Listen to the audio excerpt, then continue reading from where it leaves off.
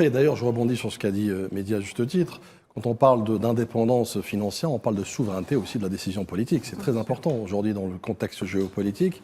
Donc l'Algérie, et d'ailleurs ça dérange plus d'un, notamment l'Algérie qui recouvre et qui renforce et consolide non seulement son front intérieur, mais à travers aussi sa politique internationale et politique étrangère, à travers une décision mûrement réfléchie, puisque l'Algérie, dans son ADN diplomatique, elle ne réagit jamais au quart de tour. Donc c'est très réfléchi, c'est une diplomatie de prospective, une diplomatie aussi d'anticipation, une diplomatie visionnaire, disons les choses clairement, hein, puisque vous savez, l'émergence du nouvel ordre mondial, ça a été dit dans les années 70, pour vous dire.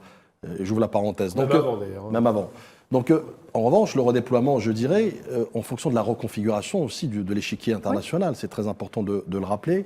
L'Algérie a, malgré, je dirais, des obstacles contre vents et marées, hein, puisque, encore une fois, là, quand on parle de la diplomatie algérienne, dans je dirais, le subconscient notamment, et notamment de l'Afrique surtout, mais surtout aussi des puissances mondiales qui ont reconnu justement la place de l'Algérie sur l'échiquier qui s'est hissé sur le sommet de la diplomatie, mais à travers une diplomatie vertueuse, une diplomatie bienveillante, une diplomatie, je dirais, qui défend l'intérêt commun, l'action commune, conjointe, notamment elle l'a démontré avec l'Afrique, elle l'a démontré aussi avec les causes justes. Donc c'est une diplomatie légitime, crédible, et qui a sa voix, qui porte sa voix, qui plus est.